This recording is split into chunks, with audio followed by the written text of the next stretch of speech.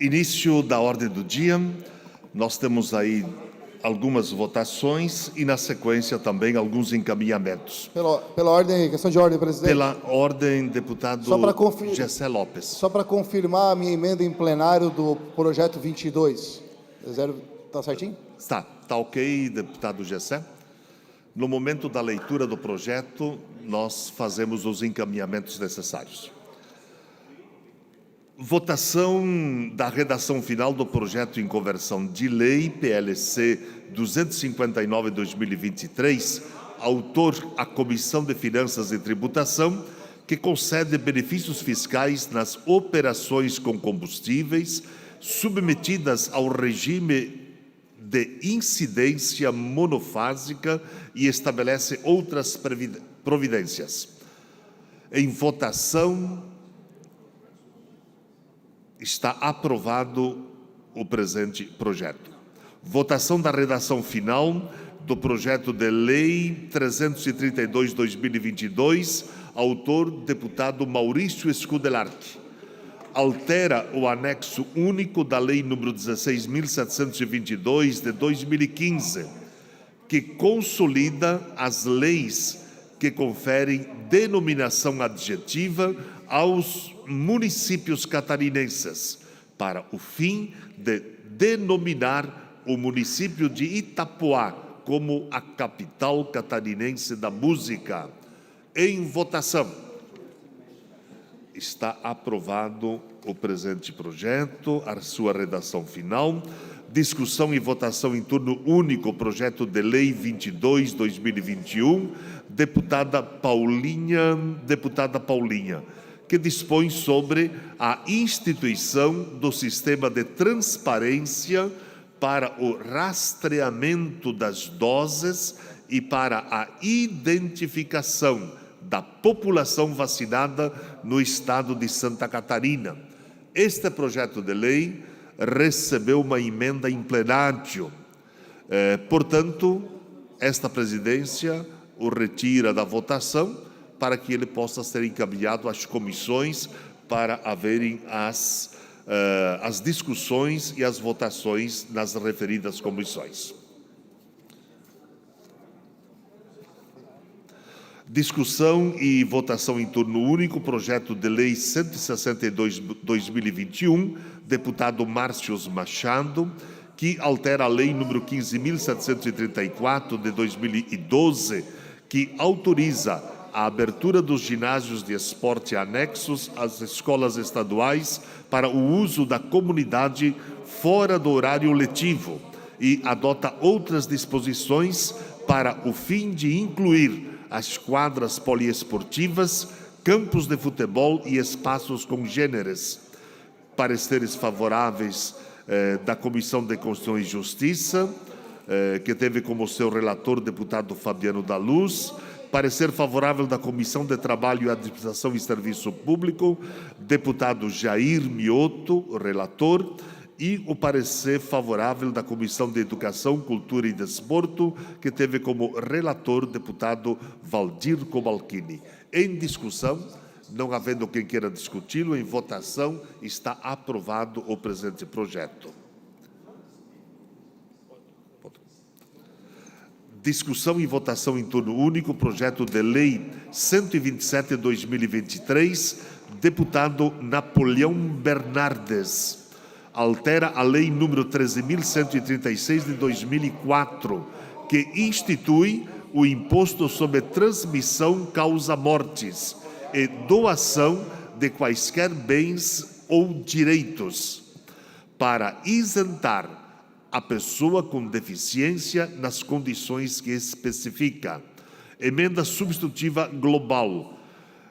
Com emenda substitutiva global. Pareceres favoráveis da Comissão de Constituição e Justiça, que teve como seu relator Pepe Colasso.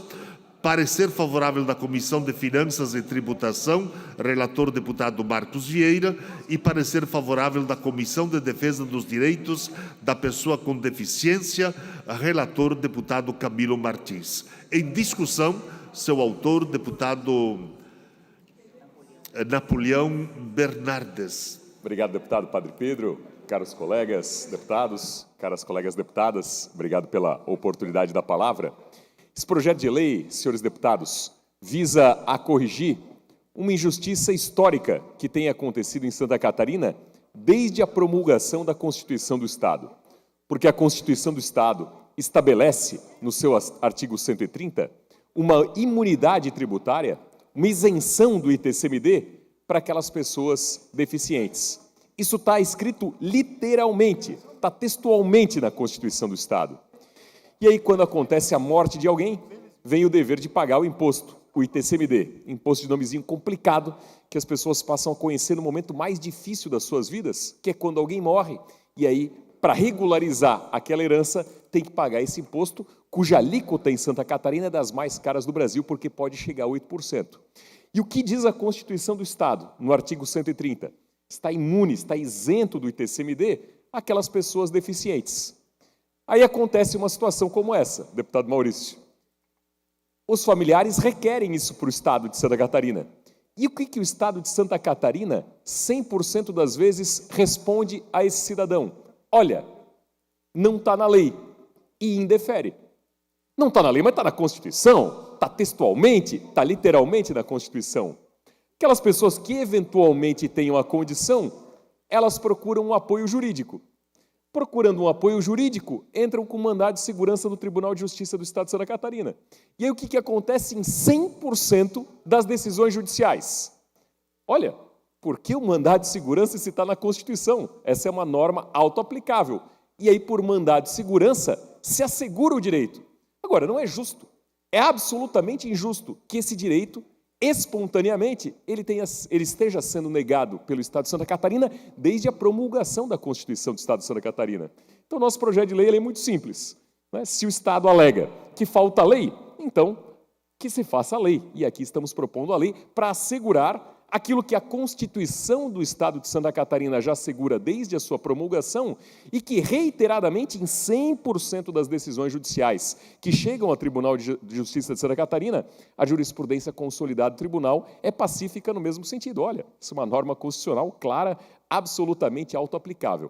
Então, o que a Assembleia Legislativa, caso essa proposta de lei seja aprovada no dia de hoje, consagrará é exatamente efetivar aquilo que a Constituição do Estado, desde a sua promulgação, já garante, evitando que as pessoas tenham que buscar o socorro no judiciário para aquilo que já está constitucionalmente expresso e assegurado. Portanto, é a consagração de uma reparação de uma injustiça histórica que está sendo feita com catarinenses que portem deficiência, e essa lei vem exatamente ao encontro, justamente de consagrar no texto da lei aquilo que a Constituição já determina, assegurando, portanto, como diz o artigo 130 da nossa Constituição, que aquelas pessoas deficientes, elas estejam imunes, isentas do ITCMD e, inclusive, poupando o judiciário para que o judiciário se dedique a julgar aquilo que realmente é controverso, aquilo que realmente não seja pacífico. Então, é uma medida de correção de uma injustiça histórica, senhor presidente. Presidente, pela ordem. Pela ordem, deputado Sargento Lima. Presidente Padre Pedro Baldiceira, presidente de exercício, eu gostaria de pedir a Vossa Excelência a verificação de quórum. Será visto, deputado Sargento Lima. Poderemos abrir o painel para que a gente faça a verificação.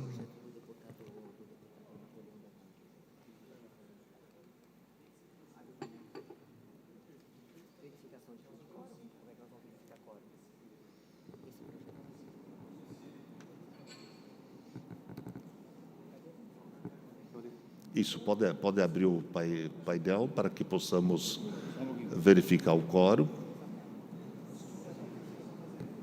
Não sei se há necessidade, porque é visível que nós não temos aqui. Senhor presidente, eu só queria alertar a bancada do PL e a bancada do governo, porque esse projeto já foi aprovado pela Comissão de Constituição, pela Comissão de Finanças, e a gente está tratando aqui de uma correção de uma injustiça histórica e que a jurisprudência do Tribunal de Santa Catarina é pacífica nesse sentido. Não é uma questão de governo A ou B, como eu bem disse. Agora, só quero fazer um alerta, deputado Marcos Vieira, ao governo. Se não há quórum para esta matéria, também não havia quórum para a matéria da monofasia dos combustíveis. Então, o governo faça uma escolha.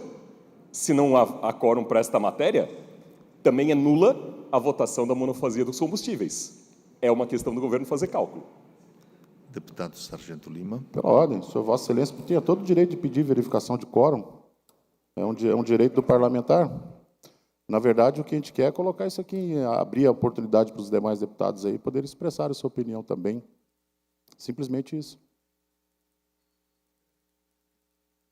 Feita a manifestação, deputado Sargento Lima, deputado Napoleão, foi o voto, já foi conferido o voto, etc. Não tem como nós retroagirmos, né?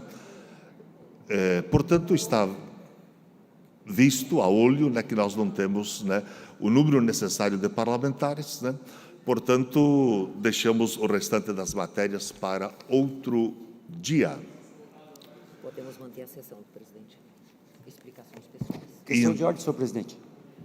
Deputado Jair Milton, Senhor pela presidente, ordem. gostaria de registrar a presença aqui nos acompanhando em plenário do vice-prefeito de Porto Belo, Ailton, também do vereador França e assessoria Anderson, e também o vereador de Joinville, pastor Ascendino, pessoas que nos honram com sua presença assistindo aqui a sessão na tarde de hoje. Muito obrigado. Questão de ordem, senhor presidente. Pela ordem, deputado Marquito. Não, eu queria só primeiro informar os colegas deputados e deputadas que já está no nosso sistema para a coleta de assinaturas um requerimento de CPI sobre o rompimento do reservatório da Casan aqui na parte continental de Florianópolis, né? A ideia é uma CPI ampla que discuta esse tema e ela foi protocolada ainda ali em torno das 11h30 da manhã, em torno de 12h30, e que está disponível para os colegas deputados e deputadas assinarem para acompanhar, para que essa casa também faça um debate qualificado em relação a esse fato determinado, que é o rompimento do reservatório da parte continental de Florianópolis. Fim da ordem do dia. Pela ordem. E pela ordem, o deputado presidente Maurício Skudelark, antes de se retirar, né, para uma audiência, gostaria de uma breve manifestação. Com a palavra, deputado presidente Maurício Skudelark. Eu queria pedir, inclusive, que Vossa Excelência, deputado Padre Pedro, continuasse a presidência dos trabalhos na sessão. Dizer ao deputado Marquito que, inclusive, recebi o convite do governador Jorginho Melo para estar agora numa reunião lá no centro administrativo. O governo tem total interesse em apurar tudo o que aconteceu, até porque, como disse o deputado Antídio, a obra a olho nu já demonstra que não deve ser a obra que deveria estar ali com a qualidade que deveria. O deputado Jair Mioto tinha pedido a convocação do presidente da Casan, e só que hoje é momento de trabalhar, de levantar o que está acontecendo.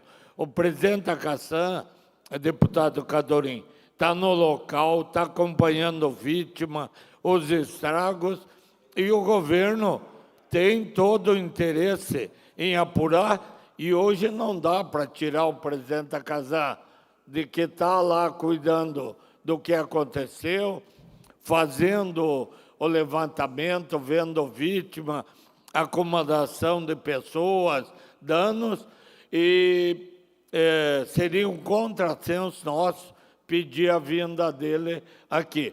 Então, vamos procurar de todas as formas. Agora, dar apoio, atenção às pessoas que foram atendidas, ao sistema de água da capital, que fica fragilizado, e na sequência, é claro, apuração dos fatos, responsabilidade de todas as maneiras que forem possíveis. Então, eu só queria fazer. O deputado Jair Mioto já tinha esse interesse dessa agilidade, dessa rapidez, mas ele também entende que esse é um momento de acolher, resolver o problema e, em seguida, apurar causas, responsabilidades a respeito desse fato lamentável. Presidente, entendendo essa demanda, a delicadeza do momento, inclusive, e após já a solicitação do governador, nós já suspendemos a convocação do presidente para que ele possa agora focar no atendimento às famílias e, posteriormente, até com mais insumos, a gente possa ter essa reunião aqui com mais assertividade, tá bom? Já foi cancelada a convocação. Deputado Marquito. Não, rapidamente, eu quero também me solidarizar imensamente, deputado Maurício Kudilac. Eu estive presencialmente lá, a gente estava numa reunião da Frente Parlamentar da Grande Florianópolis, discutindo a questão do transporte integrado. Terminando a reunião, meio-dia, eu estive lá e voltei rapidamente, mas presenciei, estive em conversa direta com o presidente da Casan, conversei com moradores, inclusive nós temos colegas nossos que atuam aqui no plenário, aqui como garçom do plenário, que foi atingido diretamente, estive lá me solidarizando, estive à casa dele, dando meu ato de solidariedade, e também com os moradores da região. É desolador. Ainda bem que foi à noite, ainda bem que foi a parte superior que rompeu, porque se fosse numa outra condição, aquilo seria um desastre assim imensurável. Então, quero dizer que a gente teve muita sorte, graças a Deus. Ninguém saiu ferido gravemente com aquela situação, não teve nenhum óbito, nenhuma morte, mas a situação, do ponto de vista de como chegou àquela condição, ela precisa ser investigada. A gente sabe que a Polícia Civil já instaurou inquérito, que o Ministério Público Estadual também, mas eu faço aqui a fala que é importante o Poder Legislativo também tomar frente a esse debate, e por essa motivação eu protocolei o requerimento da CPI com um fato determinado, exclusivo, sobre o rompimento daquela central de armazenamento de água potável. Deputado Jair Mioto. Senhor presidente, apenas para confirmar a fala do deputado Maurício e parabenizar essa casa, porque todos os parlamentares estão realmente muito empenhados com relação a esse fato, que é um fato lamentável, e nós precisamos, sim, ajudar a comunidade. Repito, o mais importante hoje para a comunidade é a indenização, que tem que ser rápida, porque as pessoas estão realmente no estado calamitoso e não há o que fazer, senão o poder público indenizar essas pessoas o quanto antes. Uma obra, repito, de 1 ano e meio, não pode ter acontecido o que aconteceu, tem alguma coisa muito errada nessa obra aí. Então, nós vamos fazer a reunião, até peço aos membros da Comissão de Economia, que ato contínuo, terminando a reunião, o plenário, a gente possa fazer essa reunião para aprovarmos o requerimento e possamos agendar aí para segunda-feira, ou o quanto antes, ou um prazo definido em conjunto, para que o presidente da Casa esteja conosco aqui. Muito obrigado, senhor presidente. Deputado Sérgio Guimarães. Eu peço aos colegas deputados também, deputado Volney Weber, está lá no sistema já também a Frente Parlamentar de Apuração e Fiscalização sobre esse rompimento que aconteceu hoje. É muito satisfatório ver esse engajamento de todos os deputados, porque isso não pode passar impune, mas depois eu falo mais ali na minha manifestação. E eu quero dizer para vocês, eu vou trazer imagens para vocês, que aí sim, imagens que os moradores nos passaram. Eu cheguei lá às 3 da manhã, saí 1h da tarde. E aí os moradores muito tristes, mostrando para a gente, Sérgio, olha aqui, os protocolos de atendimento junto à Casan. Olha essas imagens da gambiarra dos operários trabalhando no reservatório. Era uma tragédia anunciada. Já já vocês vão ver as imagens e vão entender o que eu estou falando. Obrigado, presidente. Só para, a pedido até do deputado Padre Pedro, eu achei que os colegas todos estavam informados. A bancada do MDB deve estar. O deputado Mauro de Nadal está em viagem internacional até o dia 14, então, até o dia 14, estarei dando seguimento ao trabalho do deputado Mauro no exercício, então, da presidência da Assembleia. E continua tudo igual, os colegas, contem conosco. Valeu, deputado presidente Maurício Scudelarchi, né? Boa condução dos trabalhos nessa semana e pouco que Vossa Excelência estará à frente deste Parlamento.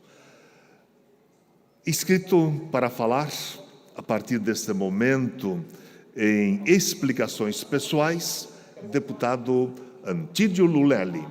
Vossa Excelência tem o tempo de até 10 minutos.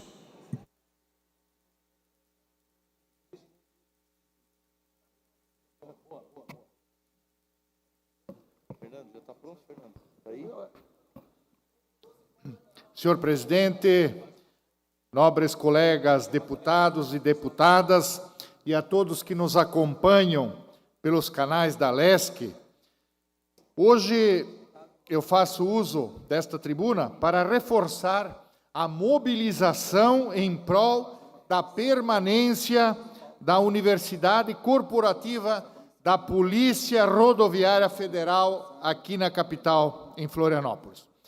Localizada na região do norte da ilha.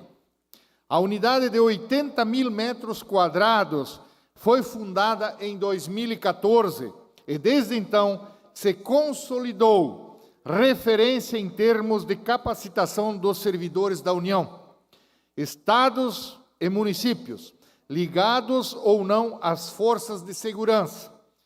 Lá são oferecidos cursos como gestão operacional avançada, operações temáticas de combate ao crime, piloto policial de aeronave de asa rotativa, avançado de fiscalização de trânsito e atendimento pré-hospitalar, dentre muitos outros serviços de aprimoramento.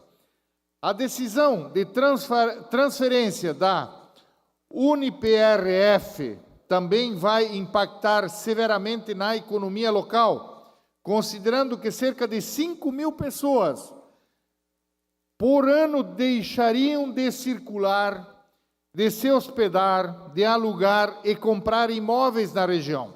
Isto significa perda de postos de trabalho, fechamento de negócios e muito prejuízo.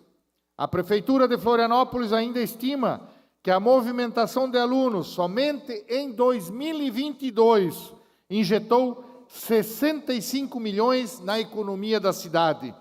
É uma estrutura que não podemos perder no ponto de vista da formação e da economia. Segundo a decisão do governo federal, através do Ministério da Justiça e Segurança Pública, a UniPRF será transferida para Brasília a partir de fevereiro de 2024. As justificativas apresentadas são questionáveis e giram em torno do alto custo da unidade na capital catarinense, de tratativas nos bastidores, reformulação de polícias internas do governo, a alegação de revisão e atualização das disciplinas de formação. O governador Jorginho Melo agendou uma reunião com o ministro da Justiça e irá mobilizar o Fórum Parlamentar em Brasília para reforçar que Santa Catarina terá uma perda significativa com a mudança. Por isso, encaminho também uma moção ao presidente, ao ministro da Justiça e ao diretor da Polícia Rodoviária Federal e à coordenadora do Fórum Parlamentar Catarinense. Temos que nos mobilizar e lutar pelas causas do nosso Estado. E aproveito também para dar um retorno à população, através dos canais da LESC, sobre a duplicação do trecho estadual da BR-280 entre Jaraguá do Sul e Guaramirim. Ontem, eu e o deputado Dr. Vicente Augusto Caro Preso estivemos com o secretário da Infraestrutura, Jerry Comper, e o secretário adjunto, Ricardo Grando, para cobrar a conclusão daquelas obras. Na reunião foi mantido o prazo de término da duplicação para abril de 2024. Conforme a secretaria, a equipe de engenharia concluiu as alterações no projeto de fundação da nova ponte do Portal e a empresa Setenco se comprometeu a retomar as obras no local já na próxima semana. Um aditivo ao contrato com a presença também foi aprovado esta semana, no valor de 3,9 milhões, e novos trabalhadores foram recrutados para acelerar a obra do elevado do Guamiranga.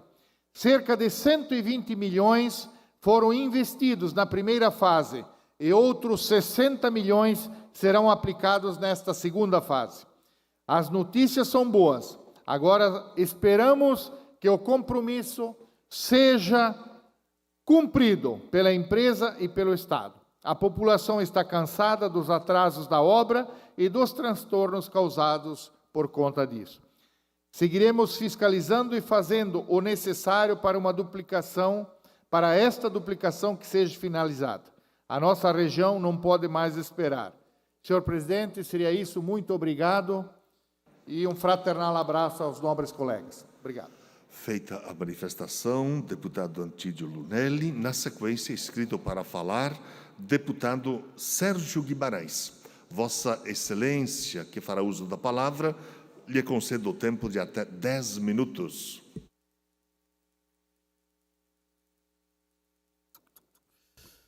Boa tarde, senhoras e senhores. Boa tarde, quem nos assiste em casa.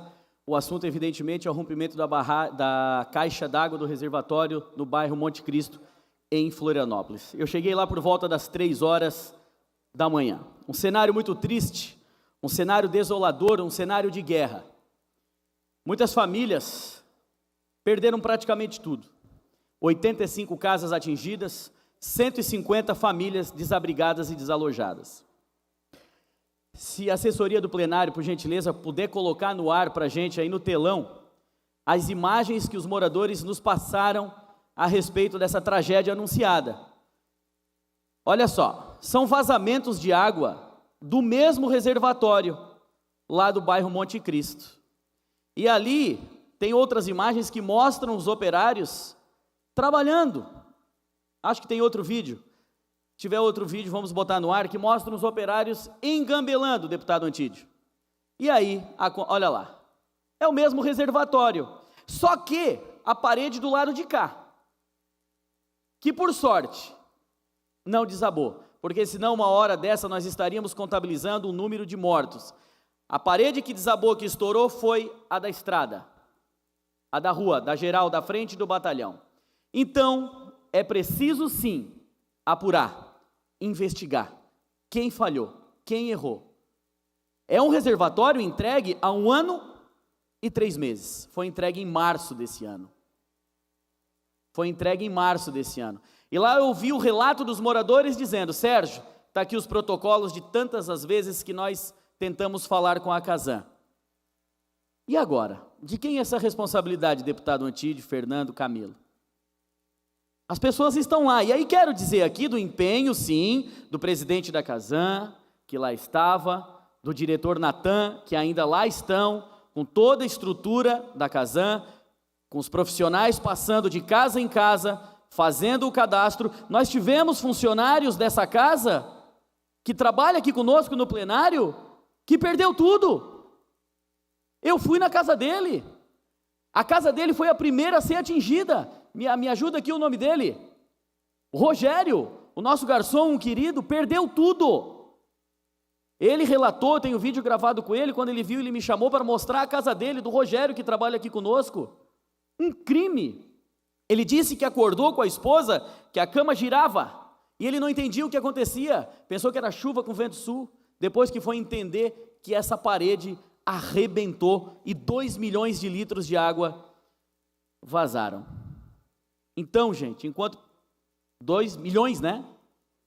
2 milhões de litros de água. Milhões.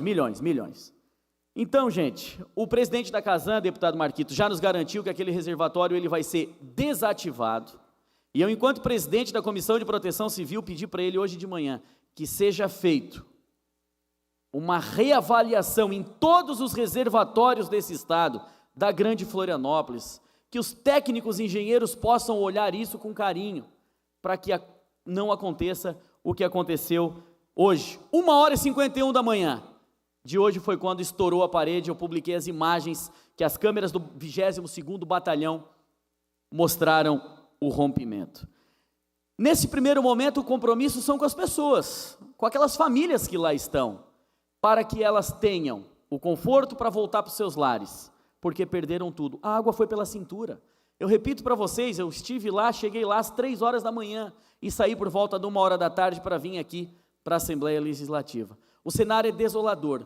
Mais de 20, 30 carros, simplesmente um por cima do outro. Instrumento de trabalho daquelas famílias. Motos que foram danificados e completamente destruídos. Então, gente, nós aqui já está no sistema, peço que os colegas assinem. Nós estamos fazendo uma frente parlamentar de apuração e fiscalização para acompanhar, ou se até que tiver que fazer uma comissão provisória para poder acompanhar a apuração rigorosa desses fatos.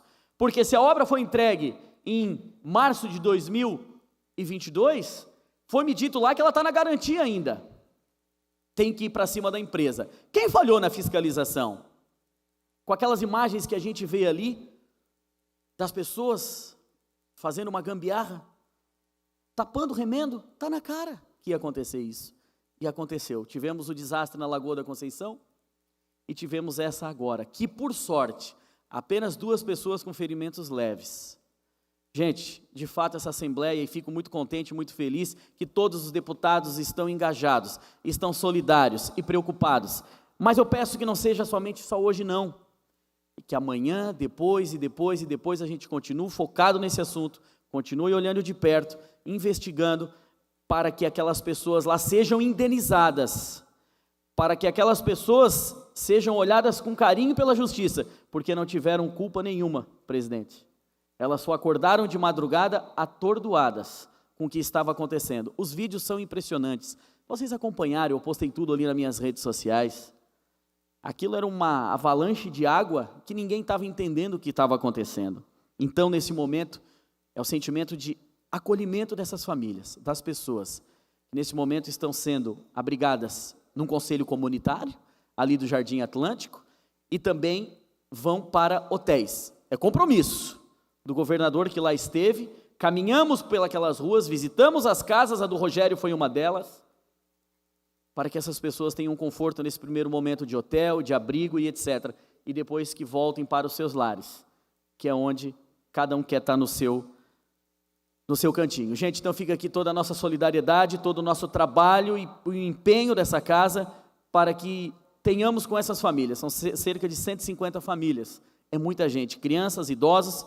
Vimos uma senhora de 64 anos sendo resgatada pela janela pelo Corpo de Bombeiros.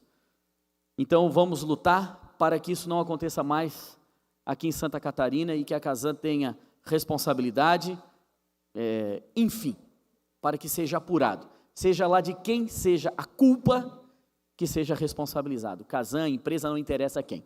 Mas isso não pode ficar assim. Obrigado. Feita a manifestação, deputado Sérgio Guimarães. Deputado Marquito, Vossa Excelência está inscrito, né? Está inscrito na sequência. Eu vi que você estava meio posto ao microfone, né? Mas Vossa Excelência tem o tempo de até 10 minutos. Isso, exatamente. Senhor presidente e deputado Padre Pedro Baltacero, eu justamente estava acompanhando atentamente a fala do colega Sérgio Guimarães, deputado estadual, e que vinha fazendo uma fala e eu realmente estive lá presencialmente também, Sérgio, depois da nossa atividade aqui sobre o transporte integrado, e conheço muito bem aquela região ali do Sapé, a região do Monte Cristo, né? A importância e o quanto que aquelas famílias também são famílias com ainda baixa renda, famílias que são trabalhadores e trabalhadoras, crianças. Quero dizer, antes de mais nada, que eu estive conversando com a Defesa Civil, e a Defesa Civil, o deputado Camilo, falou assim: olha, deputado, ainda bem que aconteceu às 2 horas da manhã, porque se fosse qualquer horário durante o dia, seria uma catástrofe, porque teriam crianças na rua, teriam carros passando, as pessoas estariam nas ruas, e a velocidade, a quantidade de água que subiu e depois desceu, aquilo seria realmente uma cena de guerra, se tivesse sido em outro horário. Segundo, se tivesse acontecido o rompimento na parte inferior, né, deputado Sérgio Guimarães, teria pego toda uma comunidade para a parte de baixo, que seria realmente catastrófico. Ainda bem que aconteceu naquele horário e que não teve nenhum morto e apenas 2 pessoas feridas levemente. É impressionante ver a cena, a situação que ficou e encontrar apenas 2 pessoas feridas levemente, né?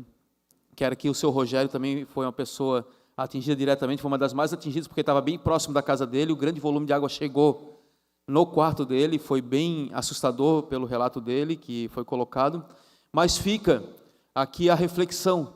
Ainda ontem eu participei de uma audiência pública promovida pelo deputado Sargento Lima, lá na comunidade dos Ingleses e Santinho, sobre a estação de tratamento de esgoto, e nós conversávamos sobre esse mecanismo de monitoramento dos reservatórios, das elevatórias e das bombas que são hoje funcionadas pela Casan. E a Casan lançou recentemente um monitoramento 24 horas ali da central deles, da parte continental. E realmente a gente fica muito assustado com essa situação, né? E por isso que eu tenho sempre me motivado, eu acompanhei quando fui vereador, todo o crime ambiental da Lagoa da Conceição, que foi um rompimento também de uma lagoa de evapofiltração que atingiu moradores e caiu dentro da lagoa. Eu sempre converso, porque dentro da Casan nós temos ali dezenas e dezenas de técnicos muito bem qualificados, nós temos um corpo técnico muito qualificado de engenheiros e engenheiras profissionais. Agora, nós temos um grande problema na sociedade, que é a falta de confiança na Casan. E esses eventos, eles só ampliam a falta de confiabilidade e de confiança. Eu, particularmente, com o meu mandato de vereador, agora como mandato de deputado, tenho aqui uma responsabilidade enorme de trabalhar em prol da retomada da confiança da Casan, como uma empresa pública. Agora, é desafiador fazer isso, diante desses cenários, né? Por isso que eu acho que a gente pode protagonizar o debate aqui dentro com muita qualidade, comparando a outras operações que acontecem no Brasil e em Santa Catarina. A gente pode fazer um debate aqui qualificado sobre esse fato específico, porque a obra recente ainda está na garantia da execução da obra. Não era à toa que eles estavam fazendo aquele tipo de reparo, porque fazia parte ainda da garantia. Então, eu acredito que a proposta do deputado Sérgio Guimarães é interessante. A gente apresentou um requerimento também para uma CPI específica sobre esse fato determinado, e acredito que a gente pode pensar conjuntamente com o parlamento e ter uma proposta unificada. Se é uma CPI, se é uma comissão parlamentar de acompanhamento. Lá na ocasião da Casan, nós instalamos na Câmara Municipal, em conjunto com a Casan e com a comissão de atingidos da comunidade, uma comissão mista que acompanhou todo o processo, especialmente o processo de indenização. E aí, gente, eu queria trazer um ponto importante nessa dinâmica, que é os moradores precisam de ter um espaço de organização entre eles para garantir as indenizações realmente daquilo que foi perdido. Porque se for negociar individualmente com cada um e com cada uma, muitas vezes tem uma dificuldade de negociação e ficam negociações muito díspares nesse processo. É fundamental que garanta uma organização, que se organize enquanto uma comissão de representação dos atingidos naquela ocasião. É importante perceber que tem uma perca direta por conta do rompimento, mas depois ela vai se acumulando. Ali tinham negócios que aconteciam, teve pessoas que não foram trabalhar, tem pessoas que perderam o seu comércio, o seu material. Então, assim, é muito diversificado essas formas de perdas que precisam ser apuradas com muita qualidade. Então, um acompanhamento é necessário. Acho que a Assembleia Legislativa precisa se estruturar nesse sentido, de auxiliar no acompanhamento, em conjunto com a Casan, em conjunto com os órgãos de assistência social e em conjunto com uma comissão que represente os atingidos daquela comunidade. Porque se não tiver organização, as negociações serão individuais e singulares. E isso pode ter uma perda enorme, pode ter pessoas que não estavam em condições, por exemplo, psicológicas, emocionais, para relatar naquela ocasião o que tinham perdido. E isso acontece muito, porque a pessoa está em choque ainda. Eu estive lá, a esposa do seu Rogério estava em choque, e já era meio-dia, quando eu estive conversando com ela. Imagina. Então, é fundamental a gente também pensar sobre essas pessoas que foram atingidas diretamente, que foram lesadas diretamente, e que essa perda ela não vai ser só do dia, elas permanecem, porque essas pessoas, até voltarem para casa, até a sua vida retornar normalmente, vamos chamar assim, ela vai levar muito tempo e suas atividades podem, inclusive, serem perdas irreparáveis. Então, eu trago aqui essa perspectiva, porque a gente pode ter algo que investigue o processo do que levou aquele rompimento, aquela situação, e também algo que acompanhe essas famílias e acompanhe o poder público estadual, em conjunto com a Casan, para a reparação desses danos. Então, eu queria me colocar integralmente à disposição, assim como tem a comissão parlamentar de acompanhamento, que o deputado Sérgio Guimarães colocou, nós também temos uma comissão parlamentar de investigação, uma CPI, para esse fato determinado. Eu quero aqui deixar também o convite para todos os deputados assinarem e a gente fazer um trabalho aqui de qualidade, sem disputar quem que é o pai da criança, sem fazer, muito pelo contrário, com muita responsabilidade, com muito respeito por essas famílias, com muito respeito também à capacidade técnica dos servidores, dos engenheiros da Casan, dos trabalhadores da Casan, mas também com muita firmeza na nossa posição para garantir que isso nunca mais aconteça, mas especialmente que essas famílias que foram atingidas sejam reparadas de forma integral e de forma também que ninguém fique de fora desse processo. Então, quero aqui deixar o pedido de assinatura da CPI que está no sistema e dizer que eu estarei integralmente à disposição, como foi na ocasião do rompimento da Lagoa de Evapotranspiração da Casan, ali na Lagoa da Conceição, naquela ocasião. Muito obrigado, senhores deputados, e agradeço a atenção. Obrigado. Feita a manifestação, deputado Marquito, eu também estou inscrito, para a manifestação, como no momento nós não temos um outro para me substituir, tomo a liberdade de fazer a minha manifestação daqui. E dizer de que também, no dia de hoje, estive no local fazendo uma visita em loco para ver, tudo o que tem acontecido com relação a este episódio, que tem acontecido lá no Monte Cristo, no reservatório da Casan. Sem dúvida nenhuma, foram imagens altamente preocupantes, e a destruição ela foi muito forte, muito grande, e causando aí enormes prejuízos para as pessoas, para as famílias. Então, a nossa solidariedade a todas aquelas famílias que foram atingidas pelo rompimento do reservatório da Casan. Mas a minha manifestação, ela vem como sendo um complemento da manifestação da tarde de ontem, sobre as questões dos eventos climáticos que nós acompanhamos constantemente no país e no estado de Santa Catarina. Então, só para se ter uma ideia, em 2005, nós tivemos 5 milhões de pessoas atingidas por eventos climáticos extremos. Em 2022, foram 26,5 milhões de eventos que aconteceram até essa data. Em um ano, 13% da população brasileira ela foi impactada por eventos climáticos extremos. Isso representa um número altamente significativo de pessoas atingidas. Em um ano, 13% da população brasileira. Isso não é pouca coisa.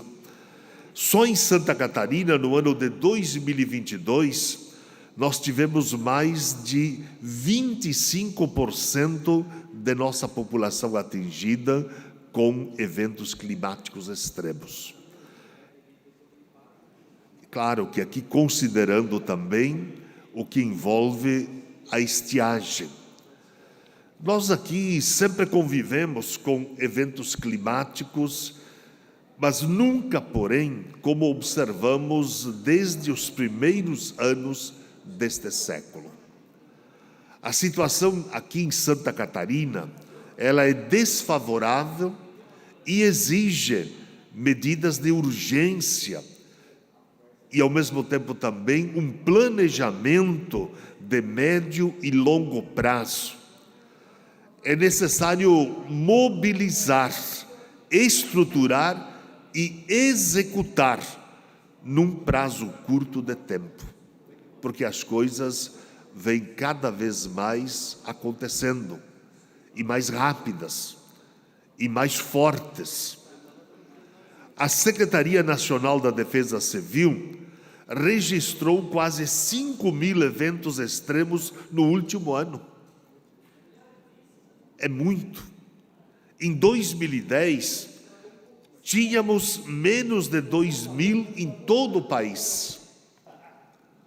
Os dados de um estudo encomendado através da Confederação Nacional dos Municípios também servem de alerta para todos nós. Dos municípios brasileiros, 4.334 foram atingidos.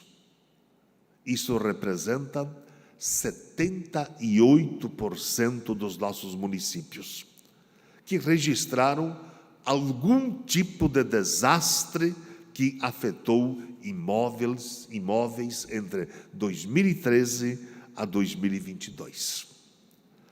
Nos últimos 10 anos,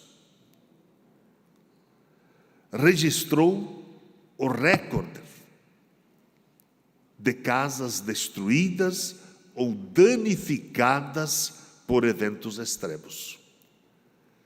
E o que vemos de comum é o despreparo e a falta de investimentos em prevenção e, ao mesmo tempo, também em preservação.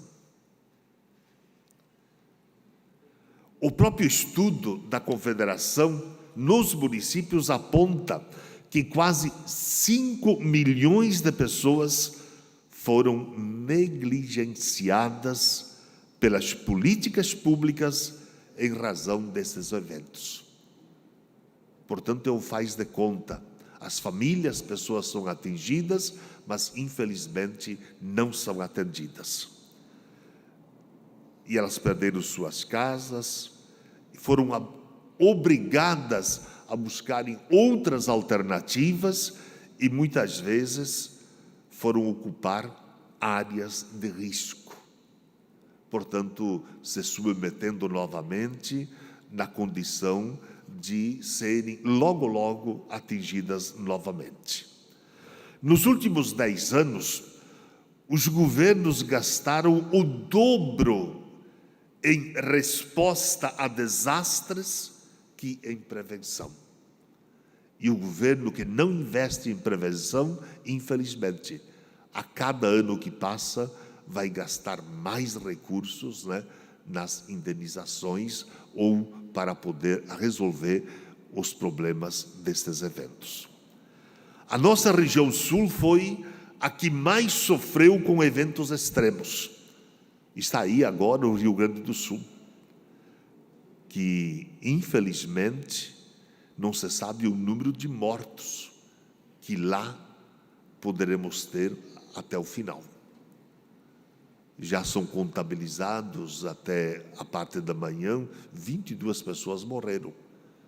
Mas temos mais de 200 que estão desaparecidas em Mussum, no rio Taquari. Portanto, temos um problema.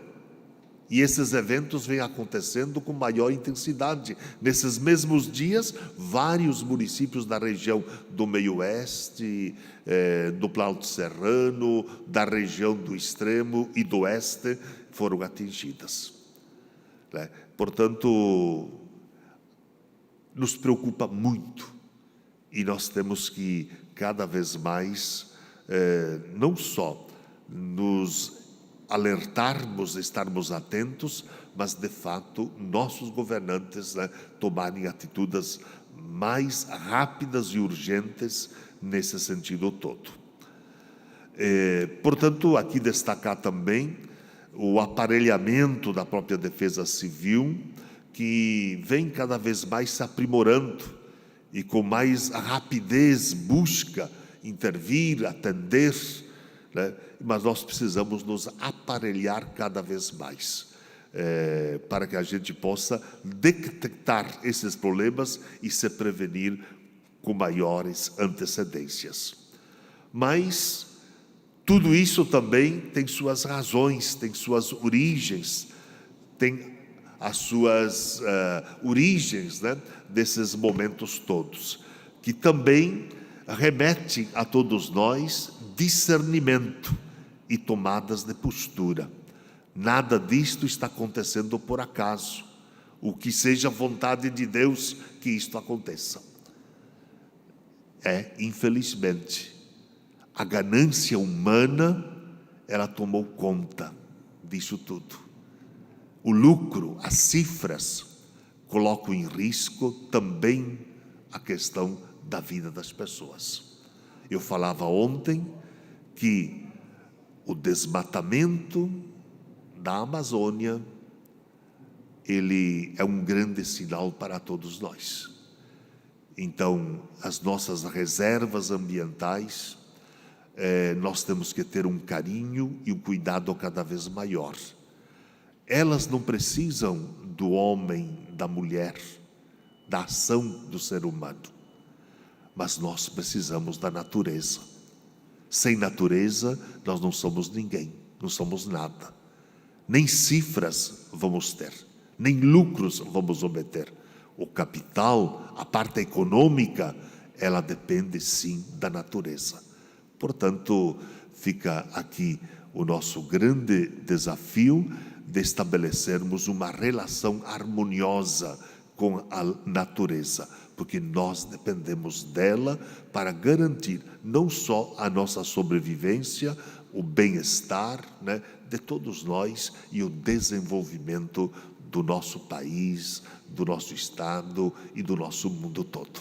Então, fica aqui também esse alerta, né, para muitos e muitas de nós. Com essa minha manifestação, como nós não temos mais nenhum orador inscrito, esta presidência